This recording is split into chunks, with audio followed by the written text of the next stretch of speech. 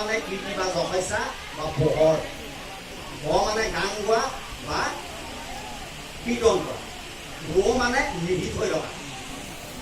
চাৰিখন বেদ ঋক যজু সাম অৰ্থব্য, এই চাৰি বেদ তাত নিহিত হৈ থাকে। দন্তে ত মানে বিস্তাৰ কৰা, সংসাৰ সাগৰ কৰা।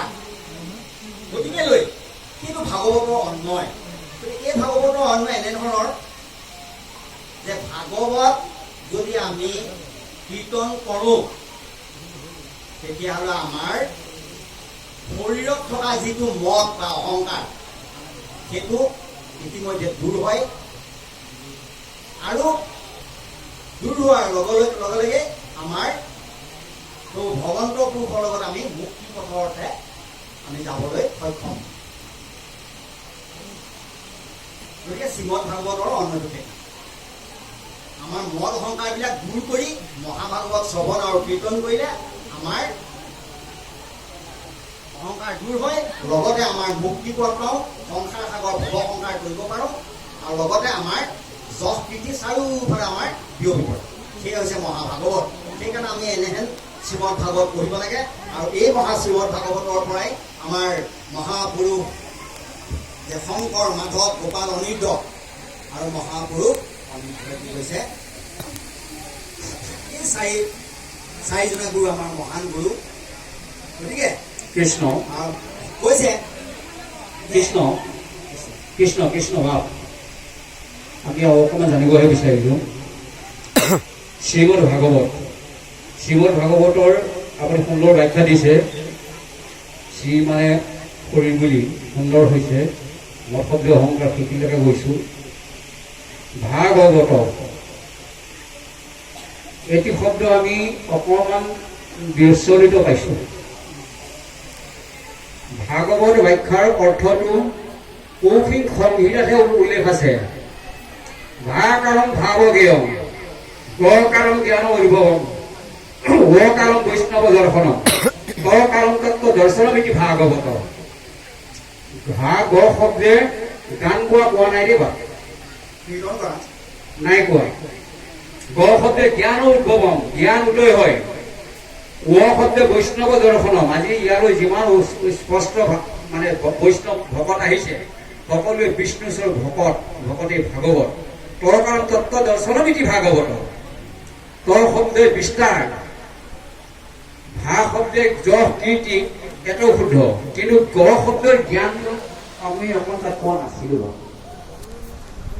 আজি বাপজনাই প্ৰথমে ভাবিব লাগিব, ভা শব্দে ভাৱ গেয়ম, ভাবলৈ হয় বোলে মই ভাগৱত পাঠ এটা আয়োজন কৰিম, এইটো প্ৰথম মনত ভাৱ জাগিছে নাই যে বাপক? ভা শব্দে ভাৱ গেয়ম, ভাৱ লৈ কৰিব মই ভাগৱত যজ্ঞ এটা কৰিম।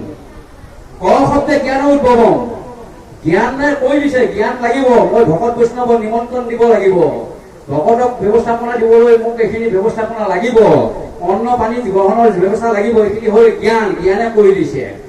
ও শব্দে বৈষ্ণৱ দৰ্শনম, যেতিয়া আমন্ত্ৰণ কৰিলে তেওঁৰ মনত এতিয়া ওৱা শব্দই সকলোকে বৈষ্ণৱ জ্ঞান কৰিছে। ত শব্দে এটি বিস্তাৰ, তত্ত্ব দৰ্শন, এতিয়া ভাগৱত হৈছে।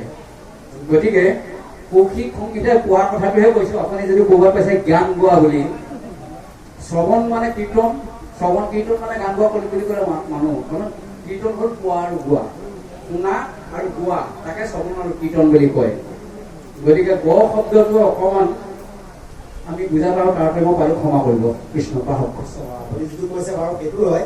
আৰু এটা সংহিতা মতে এজনৰ মতে তেনেধৰণৰ কৈছে, গ মানে জ্ঞান, আৰু এজনৰ মতে গান গোৱা মানে কীৰ্তন কৰা দেই। মই পাইছোঁ বাৰু, যে কি নহওক বাৰু ভাল পাইছোঁ, শুদ্ধ, কিন্তু হেৰি নহয়, মই কৌশিক সংগীতাতহে পাইছোঁ। এতিয়া আমাৰ কথা হ'ল যে আমি ভাগৱত আছিলে আমাৰ বৈকুণ্ঠ, তেনেহেন বৈকুণ্ঠত থকা ভাগৱত আমি যেতিয়া যদি শ্ৰৱণ আৰু কীৰ্তন কৰোঁ ভক্ত বৈষ্ণৱসকলে, তেতিয়া আমাৰ জীয়ৰ নিষ্ঠাৰ আমাৰ শাস্ত্ৰত কৈছে যে শুনিব সৰ্বজনে কৃষ্ণ অভিয়মন মহাভাগৱতৰ কথা কাৰ ইহে পুৰান্ত পূজ্য ভগৱতী প্ৰকাশত সমস্ত বেদৰ ফল। শুনা আৰু তত্ত্বভেদ কল্পতৰু ভৈৰৱে তাৰো ফল মহাভাগৱত নাহি তাৰ অভিধা চালু নাছিলে কেৱল স্বৰ্গ মধ্য পাতাল মধ্য, গতিকে স্বৰ্গ মধ্য পাতাল নাছিলে ভাগৱত।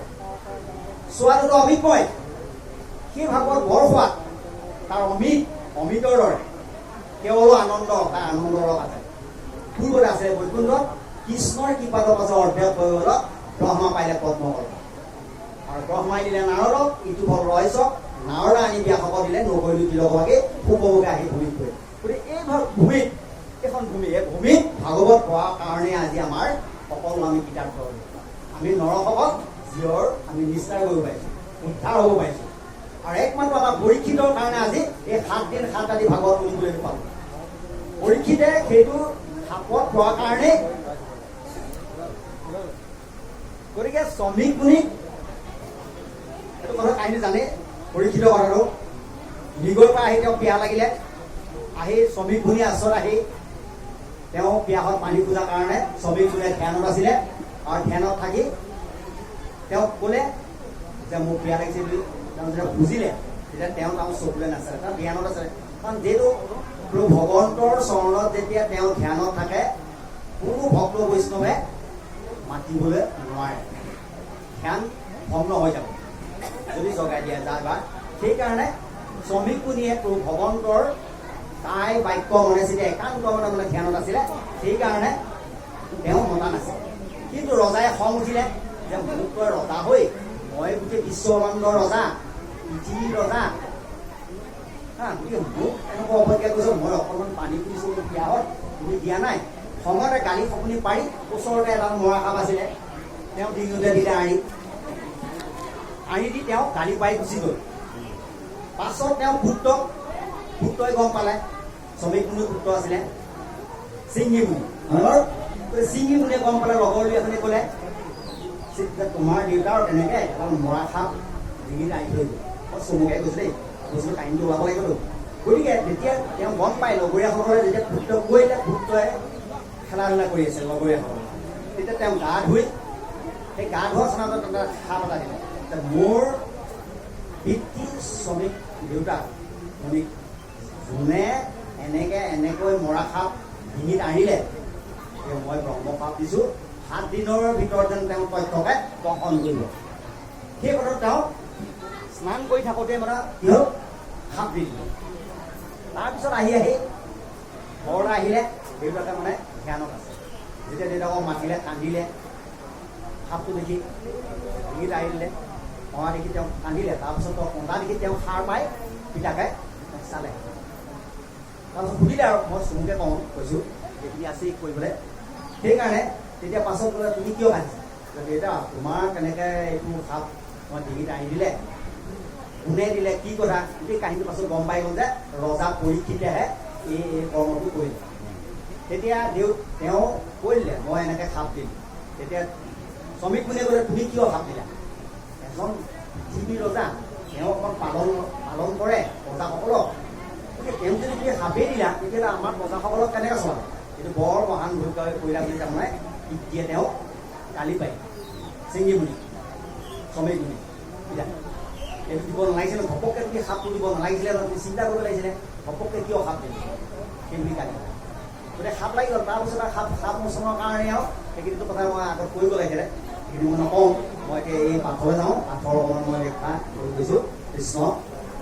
সেইকাৰণে আমি কিবা এটা চাই চিতিহে কৰোঁ ঘপককৈ কিবা এটা আমি কৰিব নালাগে সেইকাৰণে ভাগৱতত এই ৬ স্কন্ধত আমাৰ বাপজনাই কৈ গ'লেই কৈছে যে ঘূৰ্ণন্তে কৰ্ণত জানো অমৃত পৰীক্ষে জানি সাধুজনৰ নাম স্মৰণ হয় গতিকে আমি যেতিয়া শৰণ লৈছোঁ আমি প্ৰভু ভগৱন্তৰ ওচৰত আমি শৰণ লৈছোঁ সেইকাৰণে আমি শৰণ লৈ প্ৰভু ভগৱন্ত পুৰুষক সদায় অহৰ্নিশে স্মৰণ কৰিব লাগে সামান্য লোকৰ এইটো পঢ়িলোঁ ব্যৱস্থা পুনঃ প্ৰতিত নিজৰ যেন কথা পূৰ্বে যত বাবু আছিলে আচৰি সবা কয়লে নামৰ নাৰায়ণৰ স্মৰি ঠিক যেনেদৰে আজি অজামিলে যিখিনি তেওঁ বেশ্যা সংগত থাকি যি পাপ আচৰিলে সেই পাপখিনি কৰি যিখিনি তেওঁ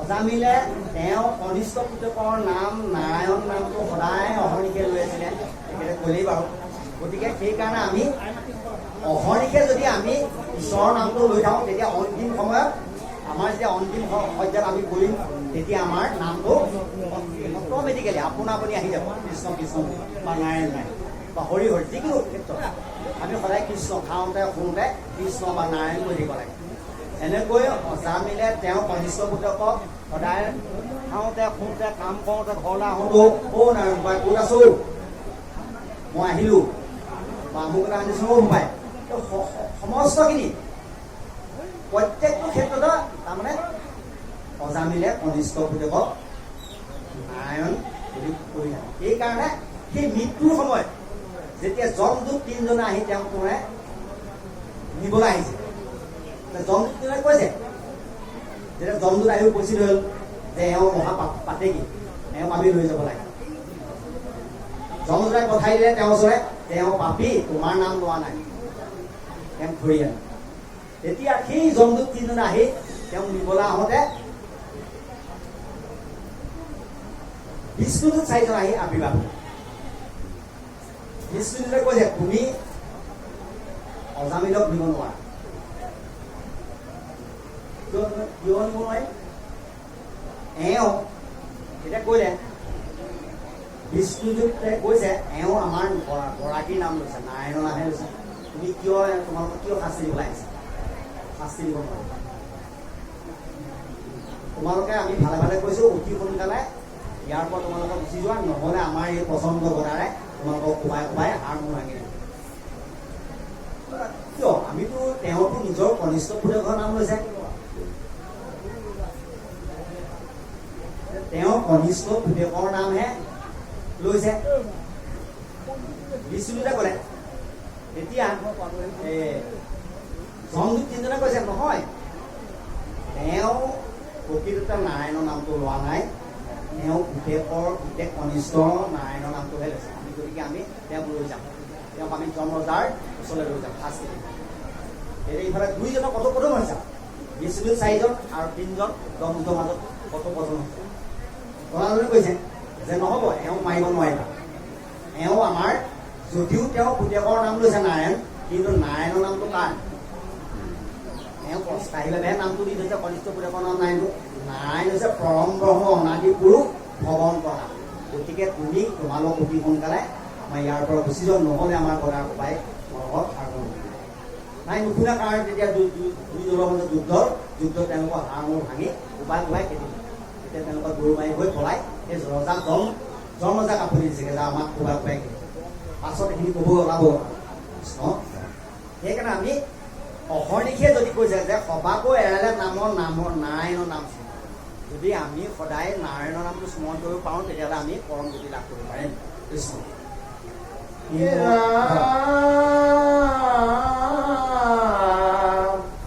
মাৰন্তে লইলে নাম ইটো অজামিল ইহাৰ পাতে কপুন ৰপিবু পজিল আমাৰ মুখত শুনি বিষ্ণু ধৰ্ম নিজ ভৈল মন নিৰ্মল শিল পাপ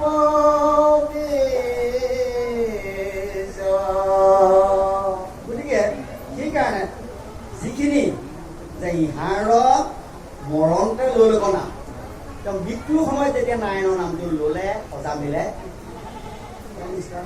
সদ্গতি পাবই নাৰায়ণৰ নাম লৈছে তেওঁ পুতেকৰ নামটো দিছে যদিও অস্থায়ী বিভাগে নামটো দিছে নাৰায়ণ বুলি কোৱাৰ লগে লগে ঈশ্বৰেহে মানে গম পাব মোৰ নাম লৈছে আজি আপোনাৰ ল'ৰাটোৰ নামটো নাৰায়ণ বুলি দিব পাৰে কিন্তু তোমাৰ ল'ৰাটোৰ নাৰায়ণ নামটো দিলে সেই ভগৱানক চিন্তা কৰাহে হয় তুমি যদি নাৰায়ণ বুলি মাতা ঈশ্বৰেহে পাব সেই পূজা ঈশ্বৰেহে পাব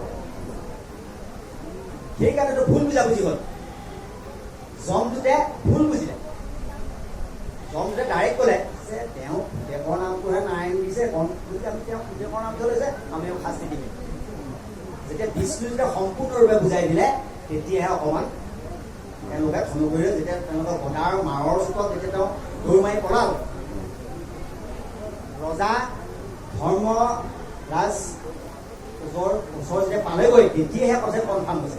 পাছত ধৰ্মজয় বুজাই দিলে তোমালোকক ভুল কৰিলা নহয়, হয় বিষ্ণুজিতে তোমালোকক ঠিকেই কৈছে যে অনাদি অনন্ত গৰাকী হৈছে নাৰায়ণ। গতিকে নাৰায়ণৰ নামটো যদিও অজামিল পাপী আছিলে, আগৰ জন্মত তেওঁ পৰম বিষ্ণু ভক্ত আছিল, সেইকাৰণে তেওঁ সংসাৰ ভোগ কৰিব পাৰে।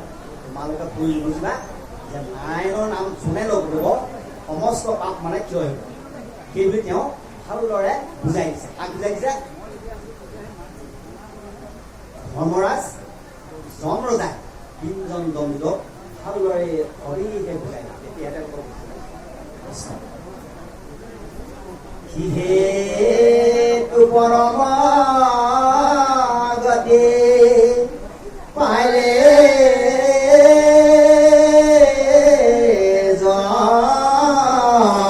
জনমতি ইটো জামিল পদ ৰসকে নমতে বুলি বিজ্ঞানে নাম লৈলে মাধৱৰ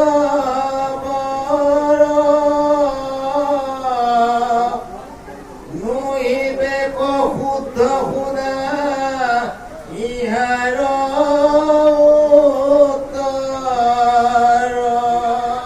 কৃষ্ণ সিহেতু পৰম গতি পাইলে এই জন্মত। গতিকে সেই অজামিলে পৰম গতি লাভ কৰে। জানিবা নাজানি যদি ঈশ্বৰৰ নাম লোৱা যায় তেতিয়াহ'লে তেওঁ পাবই। তুমি ঈশ্বৰক নাজানিলেও জানিলেও যদি তুমি নাৰায়ণ নামটো ক'ব পাৰা, হৰি নামটো যদি স্মৰণ কৰিব পাৰা, তেতিয়াহ'লে নিশ্চয় তুমি গতি পাবাই। যেনেকৈ জুইত তুমি আঙুলিটো দি দিয়া লাগে জুইয়ে পুৰিবই, তুমি গম নোপোৱা যে জুইয়ে আঙুলিটো দিলে জুইয়ে পুৰিব নে নোপোৱা, তুমি গম নোপোৱা। গম নাপালেও তাৰমানে জুইয়ে তোমাক পুৰিবই। ঠিক সেইদৰে প্ৰভু ভগৱন্তৰ নাম যিজনে যি জীৱ আত্মাই ল'ব পাৰিব, মনুষ্য আত্মাই যদি সেই নাম ল'ব পাৰিব ঈশ্বৰৰ নামটো, তেতিয়া সম্পূৰ্ণৰূপে গতি লাভ কৰিব। সেইকাৰণে আমি সদায় আমি যেতিয়া মনুষ্য আত্মা হৈছো পৃথিৱীত, মনুষ্য আত্মা শ্ৰেষ্ঠ জীৱ। মনুষ্যহে একমাত্ৰ প্ৰভু ভগৱন্তৰ ঈশ্বৰৰ গুণ ল'ব পাৰে। যিহেতু আমাৰ অনিদ্ৰ ঘোষা শাস্ত্ৰতে ভাগি কৈছে, যিহেতু ভোগত দেখিছে মনুষ্য দেহত এতেকেহে শ্ৰেষ্ঠ কৰি কহয় শাস্ত্ৰ, নহয় বাৰু? ভোগত কেতিয়া দেখিছে? মনুষ্য দেহতে ভোগত দেখিছে। গতিকে সেইকাৰণে অন্য জীৱই বিষয়হে কৰিব পাৰে, কিন্তু অন্য জীৱই ভক্তি কৰিব নোৱাৰে। একমাত্ৰ মনুষ্যহে ভক্তি কৰিব পাৰে কাৰণে মনুষ্য জীৱটো শ্ৰেষ্ঠ জীৱ। এনেহেন শ্ৰেষ্ঠ জীৱই যদি ভগৱানৰ নাম ল'ব পাৰে, প্ৰথমে গুৰুৰ শৰণ ভজন লৈ গুৰুৱে পত্ৰ আৰ্হিহে দিব যে তুমি শৰণ লোৱা, ঈশ্বৰৰ নামটো স্মৰণ কৰা। গুৰুৱে সাক্ষী কৰিব যে মই তোমালোকক শৰণ দিছো হয়, কিন্তু পৰম কৰ্ম অনাদিনতে খাব গ'ল, তুমি মোৰ নামটো লৈ তেওঁক কৰিবা। যেনেকে গুৰিত পানী দিলে ডাল পত্ৰই পায়, যদি ডাল পত্ৰ দিওঁ, সেইকাৰণে আমাক কৈছে আমি গুৰিত দিব লাগিব, ডাল পত্ৰ দিলে নাপায়। তেনেকে দৃষ্টান্ত আছে। সেইকাৰণে আমি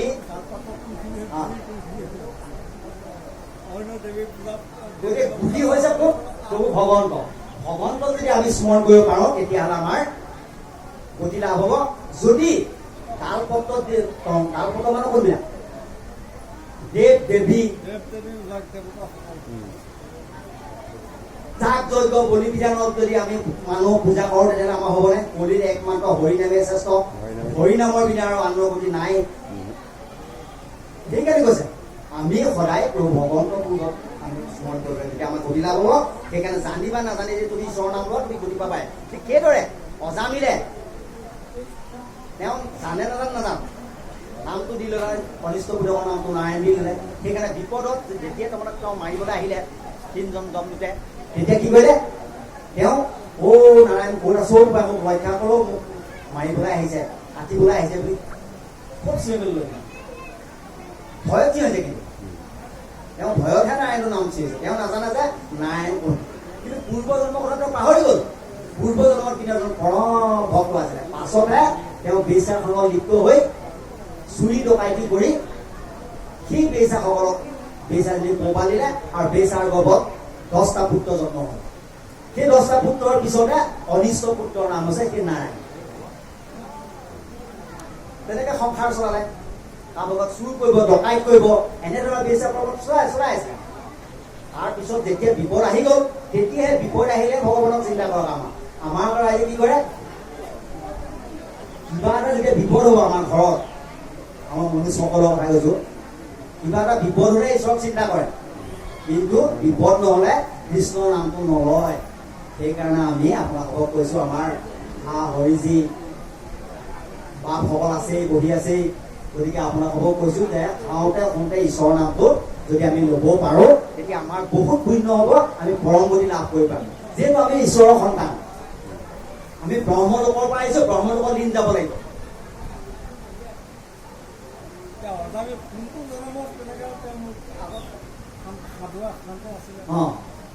তেওঁ আগৰ জন্মত তেওঁ অজামিলৰ অজা যোগ নীল, আমাক আপোনালোকে ক'লেই বাৰু। গতিকে অজ মানে ব্ৰহ্ম ভগৱান, অজা যোগ অমিল, তাৰমানে ব্ৰহ্মৰ লগত যাৰ মিল নাই, ঈশ্বৰৰ লগত যাৰ মিল নাই, সেইজনে অজামিল। এতিয়া অজামিল আমি কোন? আমি প্ৰত্যেকজনে এজন এজন অজামিল। কেলে অজামিল হৈছো? আমি যদি ভগৱানৰ নাম নলওঁ, তেতিয়া আমি নিজে নিজে এজন অজামিল হৈ পৰিম, নহয় বাৰু? ভগৱানৰ নাম ল'ব লাগিব, কাৰণ ভগৱানৰ আমি সন্তান। বোলে ইটো ব্ৰহ্মাণ্ড ব্ৰহ্ম জীৱজগত জ্ঞানী কবি যোগী হয় সংসাৰী ভকত, জলাশয় সন্তে যদি সেই জ্ঞানী হয় অনন্ত সন্তে যোগী হয়, পালক বিষ্ণুৰ যিবিলাক দিব হয় সেই যুগেহে অনিৰ্বাহ কৰিব। গতিকে আমি ব্ৰহ্ম অংশ পাইছো, ব্ৰহ্ম জিলাত দিন যাব লাগিব। সেইকাৰণে আমি প্ৰভু ভগৱানৰ নামটো আমি ল'ব লাগে, কৃষ্ণ। ৰাম জানি বা নজানি কৰে নাম কীৰ্তন, তথাপি পাতক দহি নামে কৰে চন, অজ্ঞান চোৱালে যেন পেলালে কজুই, সেহি অগ্নি দহি তৃণ কাষ্ট ভস্ম কৃষ্ণ। দেখিছেনে, মই যে কথাটো কৈ গ'ল, এই কথাটো ওলাই গ'ল যে জানি বা নজানি যদি আমি নামৰ কীৰ্তন কৰোঁ, এই নামৰ কীৰ্তনে নহয়, আমি কি কৰিব লাগিব? খাওঁতেও যদি কৃষ্ণ, কিবা এটা কাম বিষয়ৰ কৰ্ম এটা কৰিব হ'লে কৃষ্ণ বা নাৰায়ণ যি ঈশ্বৰৰ নাম, সহস্ৰ নাম, হাজাৰ নাম, যিকোনো এটা নাম ল'লেই হ'ব। যে কৰ্মবিলাকৰ ওপৰত ঈশ্বৰৰ নাম পায়, যেনে জনাৰ্দন, নাৰায়ণ, জগন্নাথ, জনাৰ্দন, বনমালী, মধুসূদন, সেই কৰ্মবিলাকৰ ওপৰত নাম পায়, নহয় বাৰু? জনাৰ্দন, ঈশ্বৰ জনাৰ্দন এই নাম পোৱা নাই।